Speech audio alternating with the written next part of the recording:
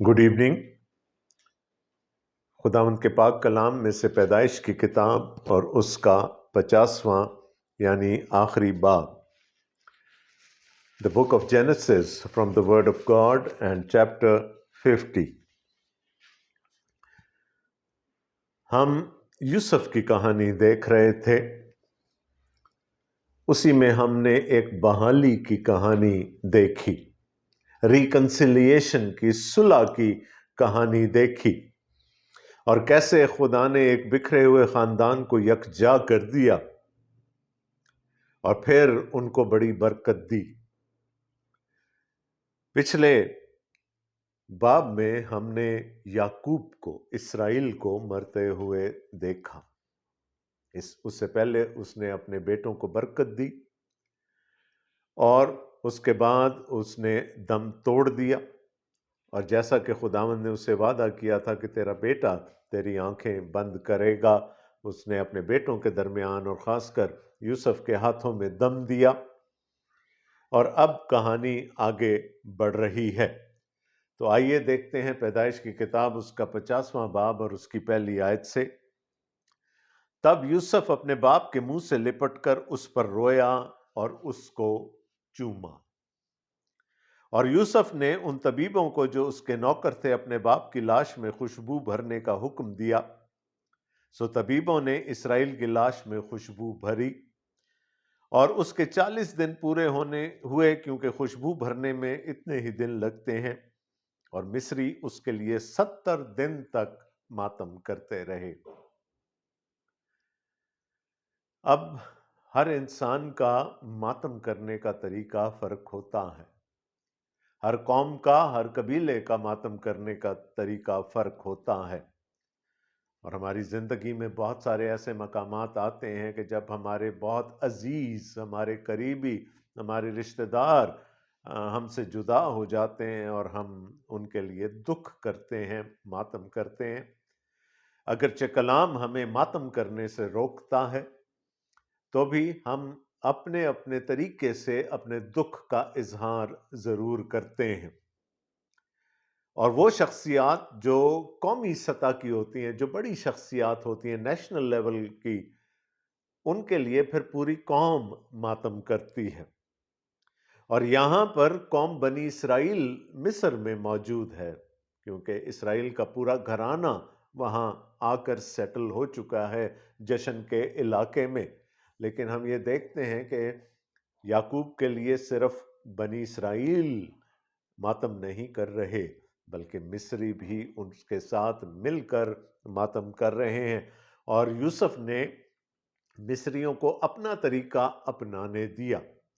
अब याद रहे कि जाते जाते याकूब ने एक वसीयत की थी अपने बेटे को कि मुझे यहाँ नहीं दफनाना, मुझे अपने बुजुर्गों के पास लेकर जाना और उनके दरमियान दफन करना, उस खेत से जो अब्राहम ने सारा को दफनाने के लिए अफरून हत्ती से खरीदा था, और जिसमें वो गार थी जिसको मकफिला कहा जाता है।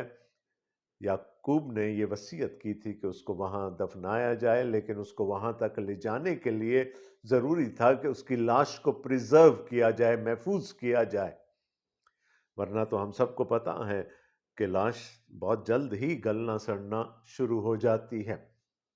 और मिस्रियों के पास ज़माना कदीम से ये इल्म मौजूद था, जिसको हम एम्बाल्मिंग कहते हैं, यानी बदन को इस तरह से प्रिजर्व करना कि वो बड़े लंबे अरसे तक अपनी शक्ल में कायम रहे।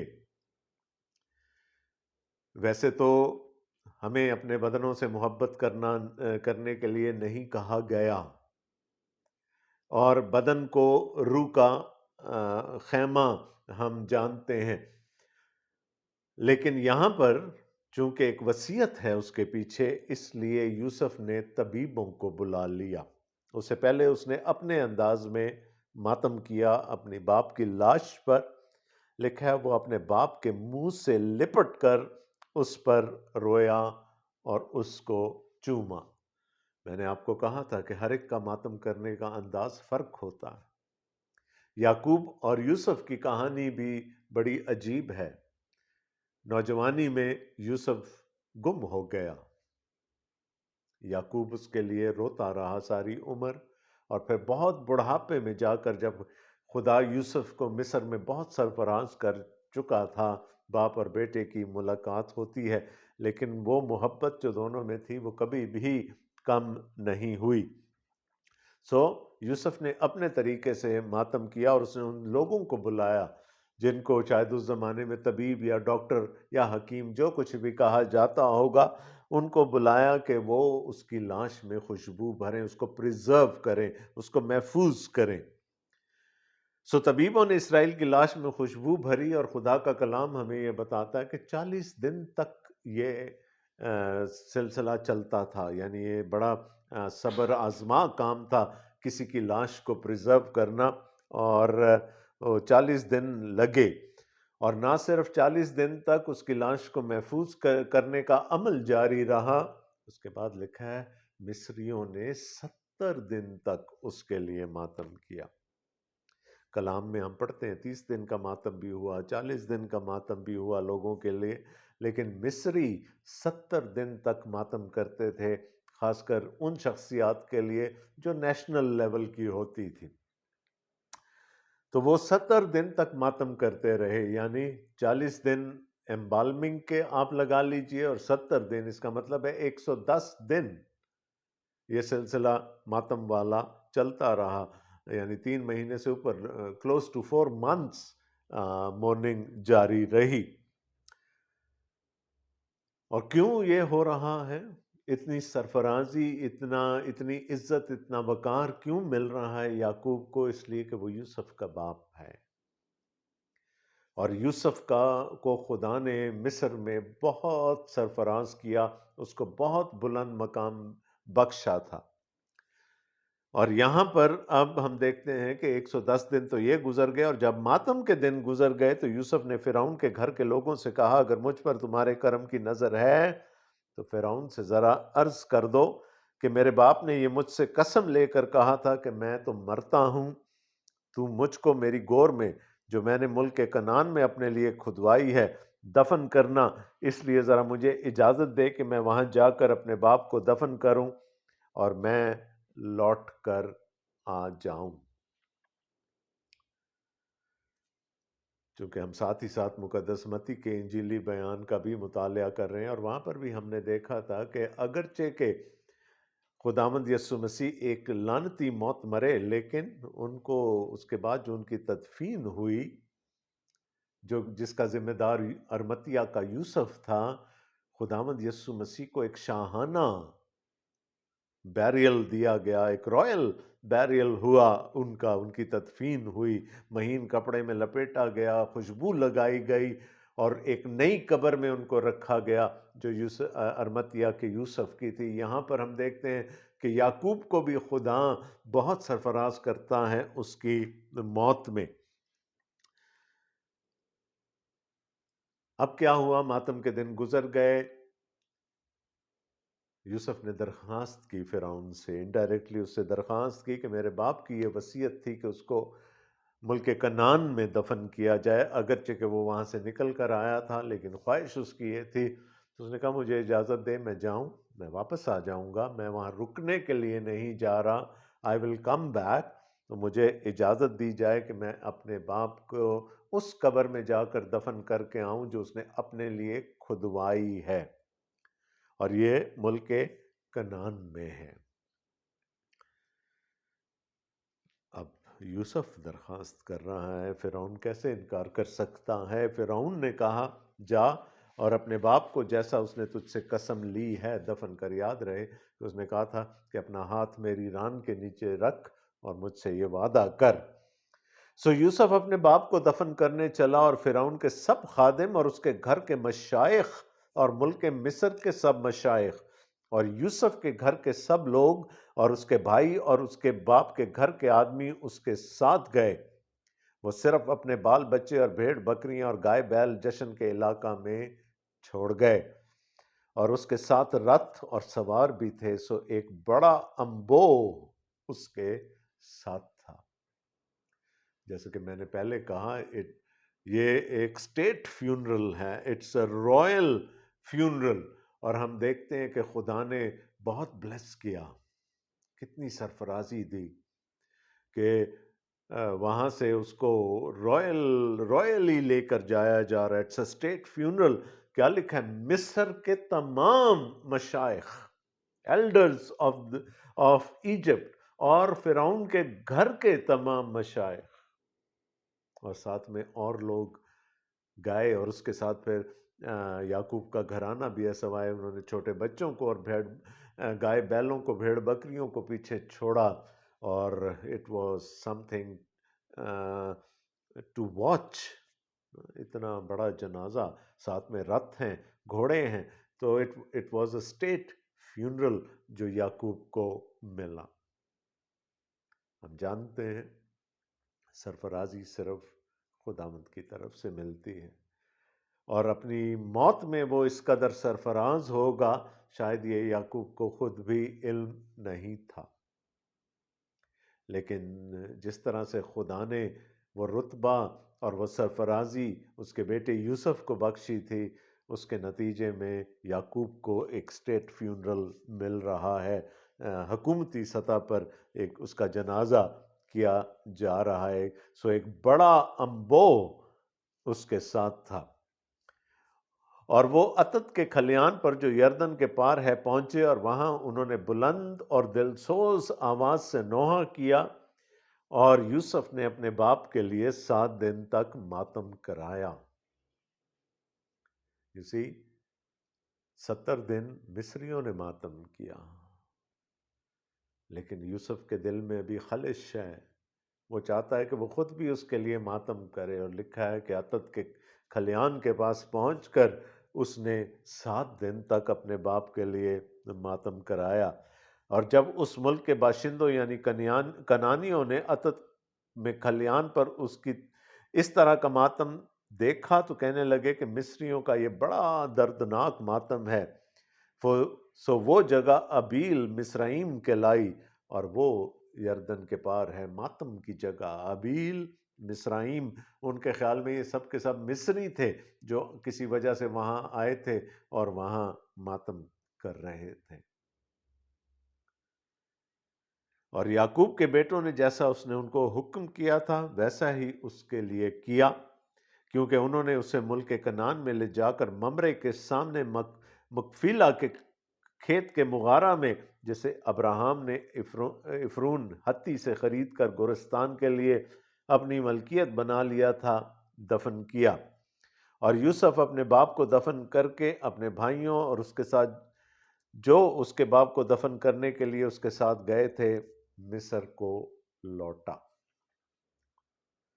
Now, after giving his father a royal funeral, a state funeral, وہ وہاں سے واپس پلٹا. لیکن یاد رہے کہ باپ کی وصیت تھی کہ اس کی ہڈیاں وہاں پہنچائی جائیں، اور یہ وہی کھیت ہے جیسا کہ یہاں پر بھی لکھا ہے جو افرون ہتی سے ابراہم نے خریدا تھا. وہ اس کو مفت دینا چاہتے تھے لیکن اس نے کہا نہیں. اور یہ اس وقت ہوا تھا جب سارا نے وفات پائی تھی، اور وہاں مغارہ تھا، غار تھے جن میں دفن کیا جاتا تھا لوگوں کو، اور اس جگہ کا نام مکفیلا پڑ گیا، میکفیلا. اور میں نے شاید جب ہم اس کے بارے میں پڑھ رہے تھے پہلے آپ کو بتایا تھا کہ مکفیلا کا مطلب ہے جوڑے، پیئرز. تو ابراہم اور سارا وہاں پر دفن ہوئے، اسحاق اور ربکا وہاں پر دفن ہوئے، اور یعقوب لیا کو وہاں پر دفن کر کے آیا تھا، اور اب یعقوب بھی وہاں پر پہنچ گیا. سو سارے جوڑے، یہ جتنے بزرگ تھے ان کے، جن کو ہم انگریزی میں پیٹری آرکس کہتے ہیں، وہ اپنے جوڑوں سمیت وہاں پر دفن ہوئے.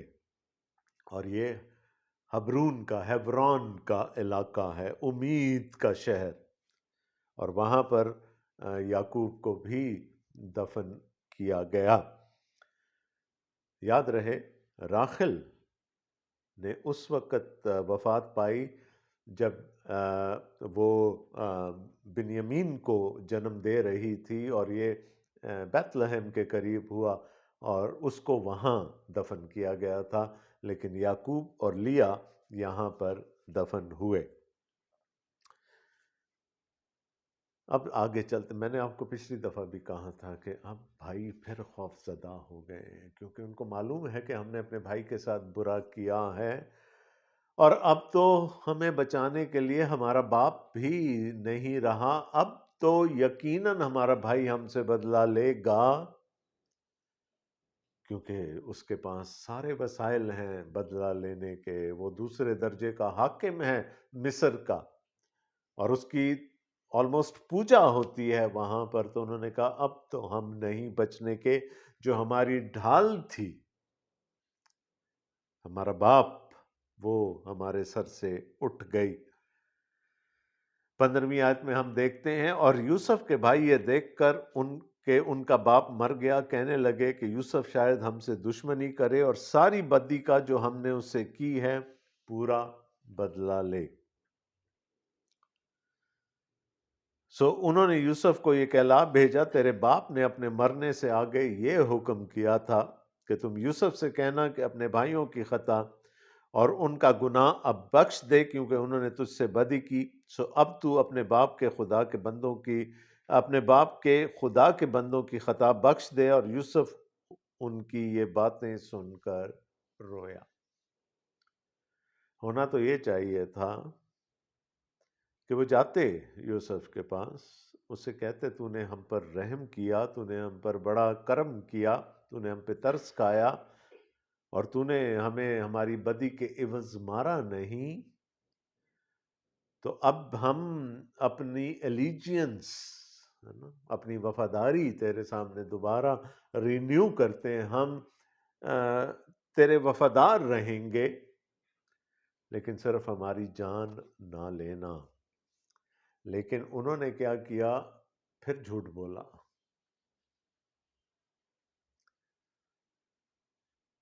اور جھوٹ کیا بولا؟ کہ تیرے باپ نے، ہے نا، اب وہ یہ بھی نہیں کہہ رہے کہ ہمارے باپ نے، اس کو کہہ رہے تیرے باپ نے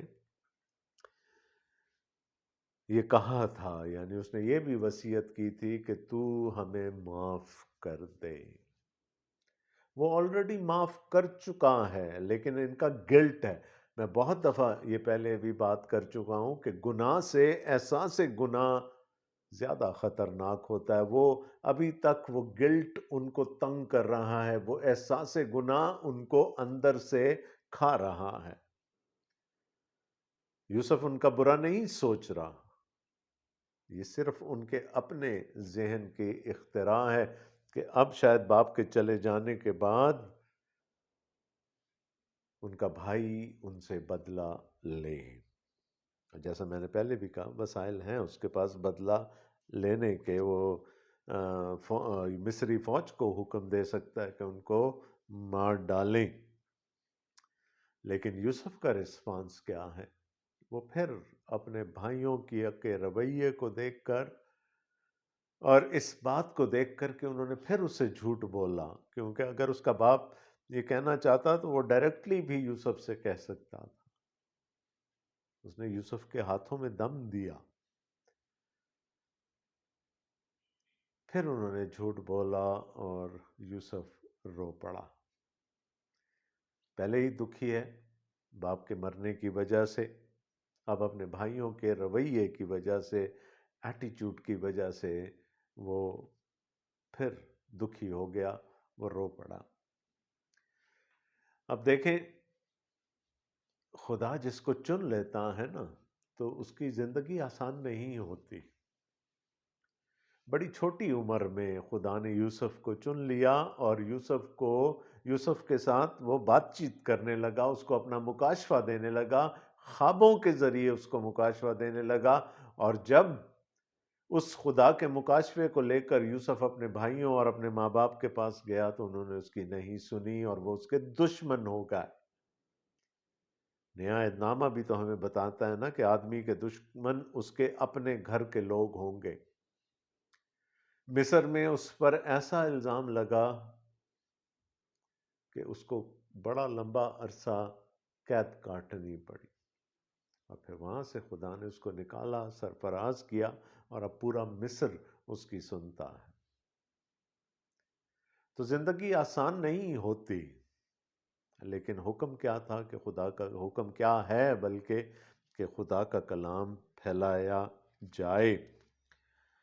اور اس کے بھائیوں نے خود بھی اس کے سامنے جا کر اپنے سر ٹیک دیے اور کہا، دیکھ ہم تیرے خادم ہیں۔ وہ خواب کہاں کہاں نہیں پورا ہو رہا، وہ خدا کا مکاشفہ کہاں کہاں پورا نہیں ہو رہا کہ یوسف کا پولا سرفراز ہوا، باقی پولوں نے اس کو سجدہ کیا۔ یہاں پر پھر دیکھیں، اس سے پہلے بھی ہو چکا کہ بھائی سر ٹیک رہے ہیں اپنے بھائی کے سامنے اور کہا، دیکھ ہم تیرے خادم ہیں۔ اور جیسا کہ یسوع مسیح کیا کرتے تھے، میں نے آپ کو بتایا تھا نا، یوسف کی زندگی میں اور خداوند یسوع مسیح کی زندگی میں بہت مماثلت ہے۔ یوسف نے ان سے کہا، مت ڈرو، ہے نا۔ یسوع کے بھی یہ پیٹ الفاظ تھے اپنے شاگردوں کے لیے، یا جو لوگ اسے ڈر جایا کرتے تھے، مت ڈرو، کیا میں خدا کی جگہ پر ہوں؟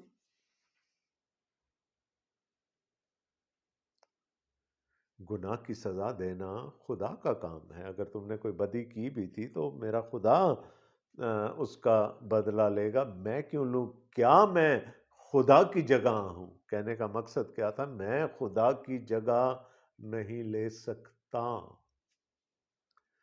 ان سارے دکھوں میں سے نکلنے کے بعد، ان ساری تکالیف میں سے نکلنے کے بعد، now he is a more upright man، اس کو زیادہ، اس میں زیادہ حکمت آ گئی۔ اس نے کہا، یہ کام میرا نہیں ہے، یہ خدا کا کام ہے، اور میں کون ہوتا ہوں کہ خدا کی جگہ پر کھڑا ہوں؟ اور یہ آیت تو سونے میں تولنے کے لائق ہے۔ تم نے مجھ سے بدی کرنے کا ارادہ کیا تھا، لیکن خدا نے اسی سے نیکی کا قصد کیا تاکہ بہت سے لوگوں کی جان بچائے، چنانچہ آج کے دن ایسا ہی ہو رہا ہے۔ تم نے جو بدی سوچی تھی میرے خلاف اور جو بدی کی میرے خلاف، میرے خدا نے اس کو نیکی میں پلٹ دیا۔ He turned the tables، اس نے اسی بدی کو نیکی میں بدل دیا، اور میرا خدا یہ کرنے کے قابل ہے، وہ برائی میں سے بھلائی پیدا کر سکتا ہے۔ اور اکثر ہم یہ بات بھول جاتے ہیں، جب ہم پہ کوئی دکھ آتا ہے، تکلیف آتی ہے، پریشانی آتی ہے، ہم بلبلاں اٹھتے ہیں اور بھول جاتے ہیں کہ جس خدا نے آج تک سنبھالا ہے وہی آگے چل کر ہمیں سنبھالے گا، اور ہم گلہ کرنا شروع کر دیتے ہیں۔ جو خدا بنی اسرائیل سے نکال کر لے گیا، مصر سے نکال کے لے گیا بنی اسرائیل کو، ذرا سی مشکل کیا آئی، پانی نہیں مل رہا پینے کے لیے، بڑبڑانے لگ گئے، گلہ کرنے لگ گئے۔ تو جو خدا ہمیں آج تک سنبھالتا آیا ہے وہی آگے بھی سنبھالے گا، لیکن انسان ہوتے ہوئے، کم اعتقاد ہوتے ہوئے ہم پریشان ہو جاتے ہیں، اور اکثر ہم دوسرے ذرائع ڈھونڈنے لگتے ہیں کہ کیسے ہم اپنی چلا کر اپنی مرضی کروا لیں۔ جب ایسا ہوتا ہے تو اکثر ہم ابلیس کا شکار ہو جاتے ہیں۔ ہم خداوند کے ہاتھ سے اپنا ہاتھ چھڑا کر خود ابلیس کے ہاتھ میں دے دیتے ہیں، اور پھر وہ جب ہمیں لتاڑتا ہے تب ہمیں پتہ چلتا ہے کہ ہم کتنی بڑی مصیبت میں پھنس چکے ہیں۔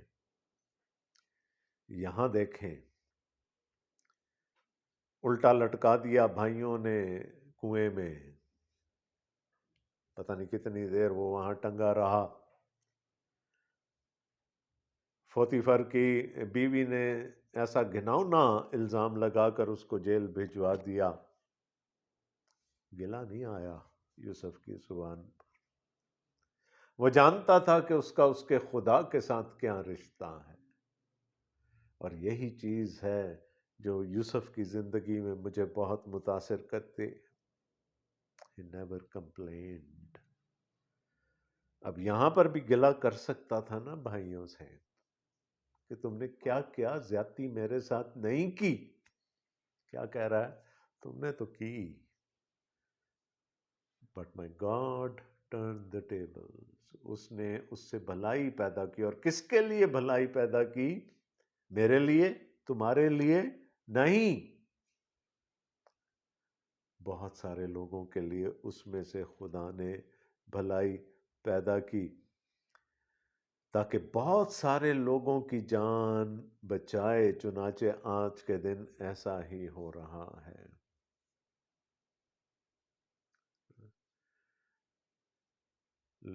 صلیبی موت مرنا پڑا خداوند یسوع مسیح کو.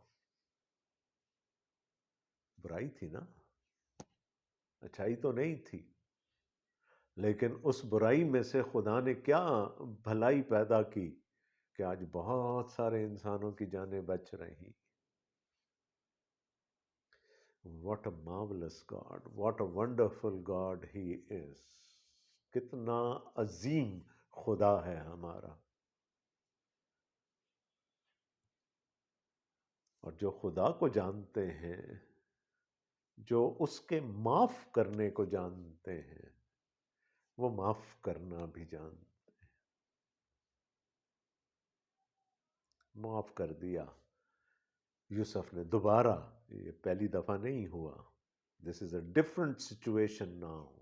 معاف کر دیا اس نے اپنے بھائیوں کو. اس لیے تم مت ڈرو، میں تمہاری اور تمہارے بال بچوں کی پرورش کرتا رہوں گا. نہ یہ کہ صرف میں نے تمہاری جان بخشی کر دی، میں تمہیں پالتا بھی رہوں گا. یوں اس نے اپنی ملائم باتوں سے ان کی خاطر جمع کی. ہمارا بھائی، ہماری بہن ہمارے خلاف کوئی چھوٹا سا گناہ، چھوٹی سی غلطی کر بیٹھے تو ہم ساری زندگی تانے دیتے رہتے ہیں، معاف نہیں کرتے.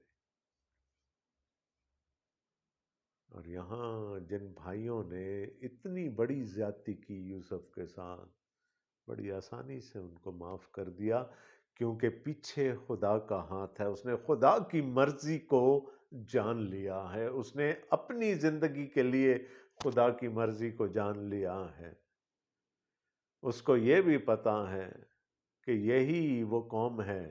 میرے بھائی، ہم سب وہ قوم ہیں جس کے وسیلے سے دنیا کے قبیلے برکت پائیں گے، کیونکہ ہمارے دادا ابراہیم سے خدا نے یہ وعدہ کیا تھا. اور اگر ہم ہی نہیں رہیں گے، میرے بھائی نہیں رہیں گے، تو خدا کا مقصد آگے کیسے بڑھے گا؟ ایک بڑی قوم بننا ہے نا بنی اسرائیل کو. ابراہیم کی اولاد کو ایک بڑی قوم بننا ہے. اور یوسف نے جب یہ راز جان لیا تو پھر اس نے معاف کر دیا. اور میں ہمیشہ یہ کہتا ہوں کہ معاف کرنے کے لیے خود معافی کے تجربے میں سے گزرنا بہت ضروری ہوتا ہے. اگر ہمیں یہ یقین ہے کہ خدا نے ہمارے گناہ معاف کر دیے تو شاید ہمیں دوسروں کو معاف کرنا آسان لگے. اپنی ملائم باتوں سے غصہ کر سکتا تھا، ان کو لتاڑ سکتا تھا، ان کو مروا سکتا تھا، لیکن اپنی ملائم باتوں سے ان کو رام کر لیا اس نے. Now this is a chapter جہاں پر ایک نہیں دو بزرگوں کا انتقال ہو رہا ہے. اور یوسف اور اس کے باپ کے گھر کے لوگ مصر میں رہے، اور یوسف 110 برس تک جیتا رہا. خدا نے اس کو سرفرازی بخشی، 110 برس تک جیتا رہا. اور یوسف نے افرایم کی اولاد تیسری پشت تک دیکھی. افرایم کی اولاد تیسری پشت تک، یعنی اپنے بیٹے کے بچے اس نے دیکھے. اور یہ بھی بہت بڑی برکت ہوتی ہے خدا کی کہ جب ہم اپنی پشتوں کو دیکھتے ہیں. اور منسی کے بیٹے مکیر کی اولاد کو بھی یوسف نے اپنے گھٹنوں پر کھلایا. What a wonderful story. خدا نے سرفرازی بخشی ہے ہر طرح سے. سرفراز کیا ہے۔ اور یوسف نے اپنے بھائیوں سے کہا میں مرتا ہوں اور خدا یقیناً تم کو یاد کرے گا اور تم کو اس ملک سے نکال کر اس ملک میں پہنچائے گا جس کے دینے کی قسم اس نے ابراہم اور اسحاق اور یعقوب سے کھائی تھی۔ اس کو یاد ہے ہم پردیسی ہیں یہاں پر، چاہے میری ساری زندگی یہاں گزر گئی لیکن ہم پردیسی ہیں۔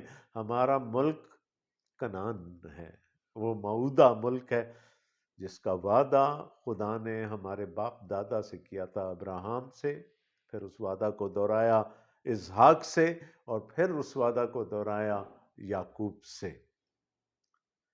اور یوسف نے بنی اسرائیل سے قسم لے کر کہا خدا یقیناً تم کو یاد کرے گا، سو تم ضرور ہی میری ہڈیوں کو یہاں سے لے جانا، ڈونٹ لیو می بیہائنڈ۔ اور یوسف نے 110 برس کا ہو کر یہاں سے یوسف نے 110 برس کا ہو کر وفات پائی اور انہوں نے اس کی لاش میں خوشبو بھری اور اسے مصر میں تابوت میں رکھا۔ went through the same process as his father۔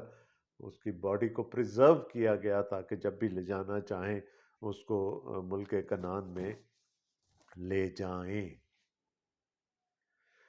یہاں پر آ کر پیدائش کی کتاب ختم ہو گئی، اور جیسا کہ ہم نے شروع کیا تھا کہ یہ بیسک بنیادی کتاب ہے۔ بہت کچھ سیکھا ان 50 ابواب میں ہم نے۔ it has been a long journey yet very fruitful۔ ہم نے بہت کچھ سیکھا، اور کیا ہی میں اس کو زعفرانی تڑکا کہتا ہوتا ہوں، خدا نے کیا زعفرانی تڑکا لگایا اس کتاب کو آخر میں آ کر۔ تم نے تو مجھ سے بدی کرنے کا ارادہ کیا تھا لیکن خدا نے اسی سے نیکی کا قصد کیا تھا کہ بہت سے لوگوں کی جان بچائے، چنانچہ آج کے دن ایسا ہی ہو رہا ہے۔ Very befitting and to this excellent book. خداوند نے چاہا تو اگلے ہفتے ہم اسے اگلی کتاب یعنی خروج کی کتاب کا مطالعہ شروع کریں گے۔